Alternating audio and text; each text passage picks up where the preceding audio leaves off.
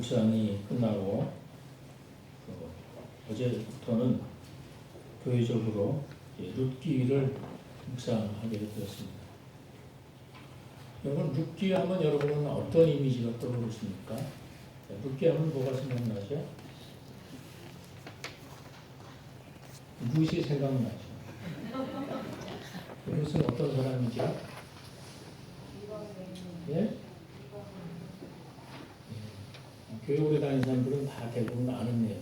룻이 굉장히 효성스러운 며느리입니다. 그렇죠? 그래서 어버이 주일날 단골 설교 중에 하나가 이 룻 얘기였어요. 시어머니 나오미와 룻의 관계를 이야기하면서 이방 여인 룻이 시어머니를 극진히 존경을 했고 어려운 속에서도, 그리고 시어머니의 믿음을 따라 예수를 잘 믿고 그러다가 행복하게 살았다.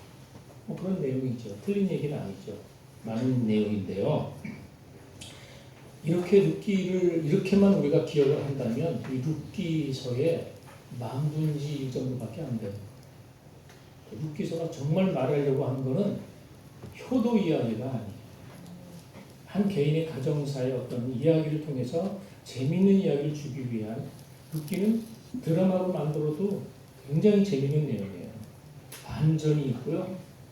아주 극적인 그런 그 요소가 많아서 얼마든지 재미있는 극적인 그 드라마를 만들 수 있는 거죠. 그런 재미도 있고 어떤 효에 대한 이야기도 있고 뭐 그게 중요한 게 아니라 룻기가 정말 말하려고 하는 게 뭐겠습니까? 그것은 룻기의 배경이 사사시대거든요. 이 사사시대라는 그 암흑 시대에 믿음을 지켰던 한 가정을 통해서 다윗의 후손으로 주님이 오신다. 요 얘기를 하려고 하는 거예요. 그러니까 룻기 얘기는 결론은 누구 얘기입니까? 결국은 예수님에 대한 이야기예요. 룻기에서 예수님에 대한 이야기를 찾지 않고 다른 이야기를만 찾는다 그러면 그건 변죽을 울리는 거예요. 룻기는 소망의 신학이고요. 룻기는 그리스도 신학입니다. 아멘. 네. 그래서 룻기는 예수 그리스도에 대한 이야기인데요. 영적으로 이 사사시대라는 것은 여러분이 이제 우리가 사사기 묵상했잖아요. 사사시대는 그때 왕이 없으므로 사람들이 제멋대로 살아오던 그런 시대예요. 하나님을 왕으로 인정하지 않으니까 자기들이 왕이 돼서 자기 마음대로 살아갔으니까 얼마나 영적인 혼돈의 시대예요. 그 영적인 혼돈의 시대를 배경으로 해서 이야기했는데 그 어두운 시대에도 아주 아름다운 반짝이는 그런 아름다운 이야기도 있었다는 것이죠. 자, 오늘 본문의 사연을 우리가 뭐 다 아시지만 한 번 더 본문을 통해서 확인해 보겠습니다. 어떤 배경입니까? 1절과 2절입니다. 읽어봅시다. 사사들이 치리하던 때에 그 땅에 흉년이 드니라. 유다 베들레헴의 한 사람이 그 아내와 두 아들을 데리고 모압 지방에 가서 어려운 거기까지. 자, 사사가 그 다스리는 그때에 가나안 땅에 흉년이 들었어요. 이 흉년이 들자 고통 속에서 사람들이 살았겠죠. 근데 이 흉년에서 살아남기 위해서 한 가정이 그 가나안을 떠나서 모압으로 이민을 갔다는 얘기예요. 요즘으로 말하면 나라가 어려우니까 먹고 살기 어려우니까 좋은 곳으로 가자. 그래서 우리가 미국도 가고 뭐 캐나다도 가고 이민 가지 않습니까? 그런 것처럼 나라가 어려우니까 기근이 있으니까 좀 더 풍족한 땅으로 가자. 그래서 모압으로 이민을 갔다는 것입니다. 그런데 이 가나안 땅은 어떤 의미가 있습니까? 가나안 땅은 약속의 땅이에요. 하나님께서 거기에 이스라엘 백성들을 거기에 갖다 심어놓은 거예요. 그러면 그 땅이 하나님의 약속의 땅이기 때문에 거기서 살아가야 돼요. 어려움이 있다 그래서 모압으로 옮겨가는 거 하나님 뜻이 아니에요. 더불어 성경적으로 이 모압을 알면 모압으로 가서는 안 되는 것이죠. 이 모압은 하나님께서 저주하신 땅이에요. 출애굽할 때 이 모압 사람들이 그곳을 지나가던 이스라엘 사람들을 괴롭혔어요. 이스라엘 분들을 치고 했기 때문에 하나님은 그 땅을 저주하셨던 땅이에요. 어렵다고 하나님이 저주하신 그 땅으로 들어가는 것 자체가 잘못된 것이죠. 그런데 한 가장은 그 모압 지방을 선택합니다. 왜 그렇게 했을까요? 그런 이유가 뭘까요? 거기가 좋아 보였기 때문이에요. 편한 길을 택해서 간 것이라는 거죠. 흉년을 피하기 위해서 풍요로워 보이는 모압을 택했다는 거예요. 엘리멜렉이 이 베들레헴을 등질 때에 물론 이 약속의 땅을 영구히 벗어나야겠다 이런 생각은 아니었을 거예요. 어려우니까 잠시라도 가서 피해 있자. 그렇겠죠. 예. 그런데 어떤 결과가 있습니까? 그렇게 옮겨가는데 잘 살았다고요?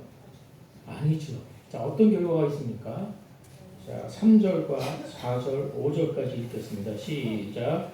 나오미 남편 엘리멜렉이 죽고 나오미와 그의 두 아들이 낳았으며 그들은 모압 여자 중에서 그의 아이를 맞이하였는데 하나의 이름은 오르바요 하나의 이름은 루시더라.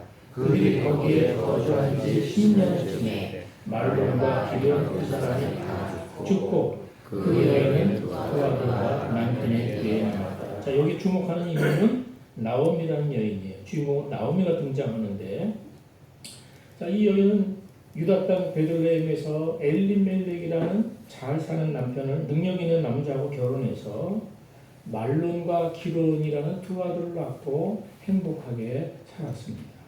그런데 베들레헴 땅에 흉년이 들었고 가족들이 모여서 가족 회의를 한 끝에 있는 재산 다 처분해서 이제 모압이라고 하는 땅으로 이민을 간 겁니다. 그런데 그 이민을 갔는데 거기서 어떻게 됐어요? 이민을 가자마자 얼마 안 돼서 남편이 그만 죽었습니다. 그리고 그 땅에서 두 아들을 결혼을 시켰는데 아마 이방 여인들이죠. 모압 여인들하고 자기 두 아들 결혼시키고 그나마 아들을 의지하고 살았어요. 그런데 얼마 안 가서 큰아들이 덜컥 죽었습니다.